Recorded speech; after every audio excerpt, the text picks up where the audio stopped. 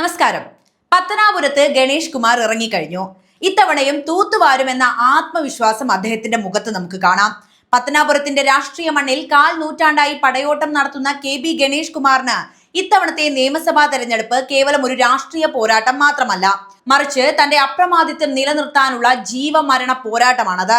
മുന്നണി മാറ്റങ്ങൾക്കും രാഷ്ട്രീയ അട്ടിമറികൾക്കും അപ്പുറം പത്തനാപുരത്തുകാർ ഗണേഷ് കുമാറിന് നൽകിയ ആത്മബന്ധത്തിൽ വിള്ളൽ വീഴ്ത്തുന്ന തരത്തിലാണ് സാമുദായിക സംഘടനയായ NSSുമായിട്ടുള്ള പുതിയ തർക്കങ്ങൾ ഉയർന്നു വന്നിരിക്കുന്നത്. പതിറ്റാണ്ടുകളായി ഗണേഷ് കുമാറിനും പിതാവ് R ബാലകൃഷ്ണ പിള്ളയ്ക്കും ശക്തമായ കോട്ടയായിരുന്ന NSS പത്തനാപുരം താലൂക്ക് യൂണിയൻ പിരിച്ചുവിട്ടത് ഗണേഷ് കുമാർ പിടിച്ച പുലിവാല് തന്നെയാണ്. യൂണിയൻ പ്രസിഡന്റ് സ്ഥാനത്ത് നിന്നുള്ള ഗണേഷ് കുമാറിന്റെ പുറത്താക്കലും താലൂക്ക് യൂണിയന്റെ 300 കോടിയുടെ ആസ്തി സംബന്ധിച്ച ആരോപണ പ്രത്യാരോപണങ്ങളും മണ്ഡലത്തിലെ നിർണായകമായ സമുദായ വോട്ടുകളെ എങ്ങനെ സ്വാധീനിക്കുമെന്നത് രാഷ്ട്രീയ നിരീക്ഷകർ ഉറ്റുനോക്കുന്നുണ്ട്. വികസന നായകൻ എന്ന പ്രതിച്ഛായയും ജനങ്ങളുമായി നേരിട്ടുള്ള ആത്മബന്ധവും ഗണേഷ് കുമാറിന് എപ്പോഴും രക്ഷാകവചമാകാറുണ്ട് എങ്കിലും ഇത്തവണ കുടുംബപരമായ വിവാദങ്ങളും സാമുദായിക നേതൃത്വത്തിന്റെ പരസ്യമായ എതിർപ്പും ഒരുപോലെ വെല്ലുവിളിയാകുന്നുണ്ട്. NSS നേതൃത്വവുമായി നേരിട്ട് കൊമ്പുകോർക്കുന്ന സാഹചര്യം പത്തനാപുരത്തെ വോട്ടർമാരെ മാറി ചിന്തിപ്പിക്കുമോ എന്നതാണ് പ്രധാനപ്പെട്ട ചോദ്യം.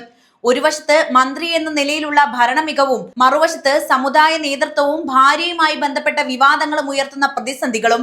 ഇതിനിടയിൽ പത്തനാപുരം ആർക്കൊപ്പം നിൽക്കുമെന്ന രാഷ്ട്രീയ വിശകലനമാണ് കേരളം കാത്തിരിക്കുന്നത്. പത്തനാപുരം എന്ന മണ്ഡലവും KB ഗണേഷ് കുമാറും തമ്മിലുള്ള ബന്ധം കേവലം ഒരു ജനപ്രതിനിധിയും വോട്ടർമാരും തമ്മിലുള്ളതിനേക്കാൾ ഉപരിയായി വളർന്നു കഴിഞ്ഞ ഒന്നാണ്. അത്രത്തോളം വൈകാരികമായ അടുപ്പം അദ്ദേഹത്തിന് പത്തനാപുരവുമായിട്ടുണ്ട്. അടുത്തിടെ സ്വന്തം ഭാര്യയുമായി ഉണ്ടായ വിവാദത്തിൽ പോലും അദ്ദേഹം ആവർത്തിച്ചു പറഞ്ഞത് പത്തനാപുരക്കാർ തന്നെ കൈവിടില്ല എന്ന് തന്നെയാണ്. കഴിഞ്ഞ കാൽ നൂറ്റാണ്ടായി പത്തനാപുരത്തെ രാഷ്ട്രീയ ചിത്രം ഗണേഷ് കുമാറിനെ കേന്ദ്രീകരിച്ച് തന്നെയാണ് കറങ്ങിക്കൊണ്ടിരിക്കുന്നത്. കാൽ നൂറ്റാണ്ട് കാലത്തോളം ഗണേഷ് കുമാർ എന്നല്ലാതെ മറ്റൊരു ഓപ്ഷൻ അവർ തെരഞ്ഞെടുത്തിട്ട് പോലുമില്ല. വരാനിരിക്കുന്ന നിയമസഭാ തെരഞ്ഞെടുപ്പിൽ അദ്ദേഹം നേരിടുന്ന വെല്ലുവിളികളും അനുകൂല ഘടകങ്ങളും പരിശോധിക്കുമ്പോൾ സങ്കീർണമായ ഒരു രാഷ്ട്രീയ സാഹചര്യമാണ് അവിടെ നിലനിൽക്കുന്നത് എന്ന് നമുക്ക് കാണാവുന്നതാണ്. പത്തനാപുരത്തിന്റെ രാഷ്ട്രീയ ചരിത്രത്തിൽ ആദ്യകാലങ്ങളിൽ CPIക്കും CPMനും വലിയ സ്വാധീനമുണ്ടായിരുന്നു. ചന്ദ്രശേഖരൻ നായരെ പോലുള്ള അതികായന്മാർ പ്രതിനിധീകരിച്ച മണ്ഡലം കൂടിയാണിത്. എന്നാൽ 2001 R ബാലകൃഷ്ണ പിള്ളയുടെ മകൻ എന്ന ലേബലിൽ സിനിമാ താരം കൂടിയായിട്ടുള്ള KB ഗണേഷ് കുമാർ UDF സ്ഥാനാർത്ഥിയായി എത്തിയതോടെ അവിടുത്തെ ചിത്രം അല്ലെങ്കിൽ മണ്ഡലത്തിന്റെ ചരിത്രം മാറുകയായിരുന്നു. CPIയുടെ സിറ്റിംഗ് MLA ആയിരുന്ന പ്രകാശ് ബാബുവിനെ പരാജയപ്പെടുത്തിക്കൊണ്ടാണ് ഗണേഷ് കുമാർ തന്റെ ജൈത്രയാത്ര അവിടെ ആരംഭിക്കുന്നത്. ഗണേഷ് കുമാറിന്റെ രാഷ്ട്രീയ ജീവിതത്തിലെ ഏറ്റവും വലിയ പരീക്ഷണം UDF വിട്ട് LDFിലേക്ക് വന്ന ഒരു സംഭവം തന്നെയാണ്. 2016 മുന്നണി മാറിയപ്പോഴും പത്തനാപുരത്തെ വോട്ടർമാർ അദ്ദേഹത്തെ കൈവിട്ടില്ല. അന്നത്തെ സിനിമാ താരങ്ങളായിരുന്ന ജഗദീഷും ഭീമൻ രഘുവും എതിരാളികളായി വന്നിട്ടും വൻ ഭൂരിപക്ഷത്തോടെയാണ് ഗണേഷ് കുമാർ വിജയിച്ചു വന്നത്. ഇത് അദ്ദേഹം മണ്ഡലത്തിൽ കെട്ടിപ്പടുത്ത വ്യക്തിപരമായ സ്വാധീനത്തിന്റെ തെളിവായിട്ട് നമുക്ക് കാണാവുന്നതാണ്. സ്വകാര്യ ജീവിതത്തിലെ വിവാദങ്ങളും കുടുംബ പ്രശ്നങ്ങളും പലപ്പോഴും രാഷ്ട്രീയ എതിരാളികൾ ഗണേഷ് കുമാറിനെതിരെ ആയുധമാക്കാറുണ്ട്. മന്ത്രിസ്ഥാനം രാജിവെക്കേണ്ടി വന്ന സാഹചര്യങ്ങൾ വരെ ഉണ്ടായിട്ടുമുണ്ട്. എന്നാൽ ഓരോ തവണയും അത്തരം വിവാദങ്ങളെ വൈകാരികമായും ബുദ്ധിപരമായും നേരിട്ട് ജനങ്ങൾക്കിടയിൽ തന്റെ സ്വീകാര്യത വർദ്ധിപ്പിക്കാൻ അദ്ദേഹത്തിന് സാധിച്ചു. തന്റെ മണ്ഡലത്തിലെ ജനങ്ങളുടെ പ്രശ്നങ്ങളിൽ നേരിട്ട് ഇടപെടുകയും പരിഹാരം കാണുകയും ചെയ്യുന്ന ഗ്രാസ് റൂട്ട് ലെവൽ പ്രവർത്തനം തന്നെയാണ് അദ്ദേഹത്തിന്റെ യഥാർത്ഥ കരുത്ത്. പത്തനാപുരത്തെ രാഷ്ട്രീയ ചിത്രം പരിശോധിക്കുമ്പോൾ KB ഗണേഷ് കുമാറിന്റെ വിജയ സാധ്യതകളെ സ്വാധീനിക്കുന്ന ഘടകങ്ങൾ വളരെ വ്യക്തമാണ്. ഒരു രാഷ്ട്രീയ നേതാവിനേക്കാൾ ഉപരിയായി പത്തനാപുരംകാരുടെ കുടുംബത്തിലെ ഒരു അംഗം എന്ന നിലയിലുള്ള സ്വാധീനം അദ്ദേഹത്തിന് അവിടെയുണ്ട്. ഗണേഷ് കുമാറിന്റെ ഏറ്റവും വലിയ പോസിറ്റീവ് വശം അദ്ദേഹം ജനങ്ങളുമായി പുലർത്തുന്ന നേരിട്ടുള്ള ബന്ധം തന്നെയാണ്. തന്റെ മണ്ഡലത്തിലെ വോട്ടർമാരുടെ വ്യക്തിപരമായ ആവശ്യങ്ങളിൽ പോലും അദ്ദേഹം ഇടപെടാറുണ്ട്. മണ്ഡലത്തിലെ ഏതൊരു സാധാരണക്കാരനും ഏത് സമയത്തും സമീപിക്കാവുന്ന ഒരു ജനപ്രതിനിധി എന്ന പ്രതിച്ഛായ അദ്ദേഹത്തിന് വലിയൊരു വോട്ട് ബാങ്കാണ് ഉറപ്പാക്കുന്നത്. പത്തനാപുരത്തെ റോഡുകൾ, പാലങ്ങൾ, പൊതുമന്ദിരങ്ങൾ എന്നിവയെല്ലാം ഗണേഷ് കുമാറിന്റെ വികസന രാഷ്ട്രീയത്തിന്റെ തെളിവുകളായി ജനങ്ങൾ കാണുന്നുണ്ട്. ഗതാഗത മന്ത്രി എന്ന നിലയിൽ KSRTCയിൽ കൊണ്ടുവന്ന വിപ്ലവകരമായ മാറ്റങ്ങൾ, ഉദാഹരണത്തിന് പുതിയ ബസ് സർവീസുകൾ, ജീവനക്കാരുടെ ക്ഷേമ പദ്ധതികളൊക്കെ തന്നെ മണ്ഡലത്തിലെ ജനങ്ങൾക്കിടയിൽ അദ്ദേഹത്തിന്റെ മതിപ്പ് വർദ്ധിപ്പിച്ചിട്ടുണ്ട്. വികസന കാര്യങ്ങളിൽ അദ്ദേഹം പുലർത്തുന്ന കാർക്കശ്യവും കൃത്യനിഷ്ഠയും വോട്ടർമാരെ ആകർഷിക്കുന്ന ഘടകങ്ങൾ തന്നെയാണ്. നിയമസഭയിലായാലും പൊതുവേദിയിലായാലും വിഷയങ്ങൾ അവതരിപ്പിക്കാനുള്ള അദ്ദേഹത്തിന്റെ കഴിവ് ഏറെ ശ്രദ്ധേയവുമാണ്. രാഷ്ട്രീയ എതിരാളികളെ പോലും നിശബ്ദരാക്കുന്ന തരത്തിലുള്ള അദ്ദേഹത്തിന്റെ യുക്തിഭദ്രമായ സംസാരവും ജനകീയ വിഷയങ്ങളിൽ എടുക്കുന്ന വിട്ടുവീഴ്ചയില്ലാത്ത നിലപാടുകളും യുവാക്കൾക്കിടയിൽ അദ്ദേഹത്തിന് വലിയ സ്വീകാര്യത നൽകുന്നു. സിനിമാ സീരിയൽ താരം എന്ന നിലയിലുള്ള ഗ്ലാമറിനേക്കാൾ ഉപരിയായി ഒരു നല്ല ഭരണാധികാരി എന്ന നിലയിലാണ് ഇപ്പോൾ പത്തനാപുരം അദ്ദേഹത്തെ അടയാളപ്പെടുത്തുന്നത്. കാൽ നൂറ്റാണ്ടായി പത്തനാപുരത്തെ പ്രതിനിധീകരിക്കുന്ന അദ്ദേഹത്തിന് ഓരോ ബൂത്തിലും അടിയുറച്ച വ്യക്തിപരമായ വോട്ടുകൾ തന്നെയുണ്ട്.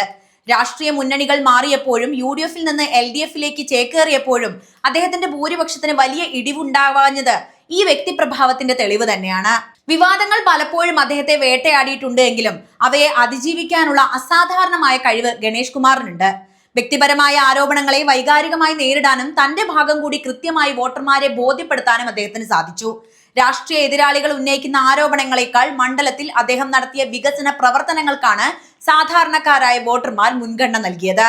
ഗതാഗത മന്ത്രി എന്ന നിലയിലുള്ള അദ്ദേഹത്തിന്റെ പ്രവർത്തനങ്ങൾ ഈ പ്രതിച്ഛായയ്ക്ക് കൂടുതൽ കരുത്ത് പകരുന്നതുമാണ്. നിലവിൽ LDF-ന്റെ ഭാഗമായത് അദ്ദേഹത്തിന്റെ വിജയ സാധ്യത ഇരട്ടിയാക്കുന്നുണ്ട്.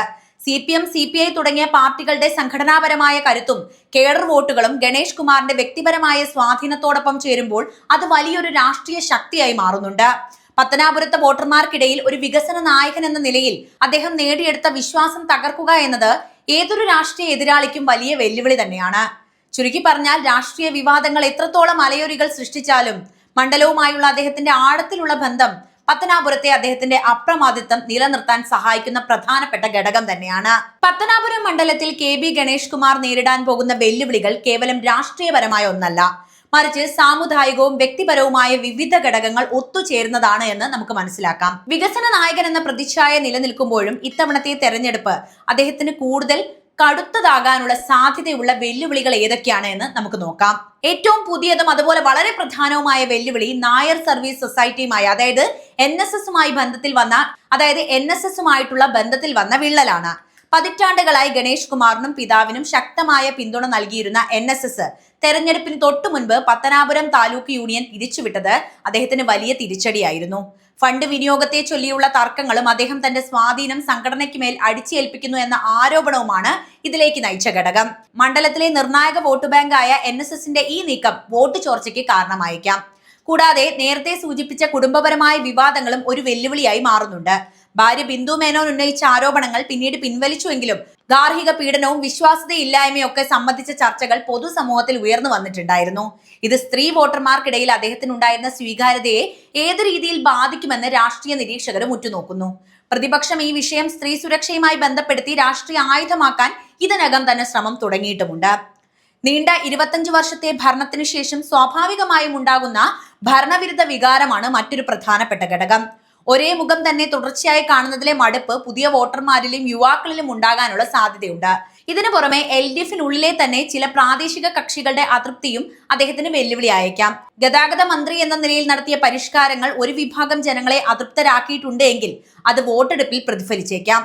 ഈ വെല്ലുവിളികളെ തന്റെ വ്യക്തിപ്രഭാവം കൊണ്ട് മറികടക്കാൻ അദ്ദേഹത്തിന് സാധിക്കുമോ എന്നതാണ് പത്തനാപുരം ഉറ്റുനോക്കുന്ന പ്രധാനപ്പെട്ട കാര്യം. എന്തായിരിക്കും പത്തനാപുരത്ത് സംഭവിക്കാൻ പോകുന്നത്? ഗണേഷ് കുമാറിന് ഒരു അവസരം കൂടി അവിടുത്തെ ജനങ്ങൾ നൽകുമോ? നിങ്ങളുടെ വിശകലനം അറിയാൻ താല്പര്യമുണ്ട്. എന്തായാലും കമന്റ് ബോക്സിൽ എഴുതൂ.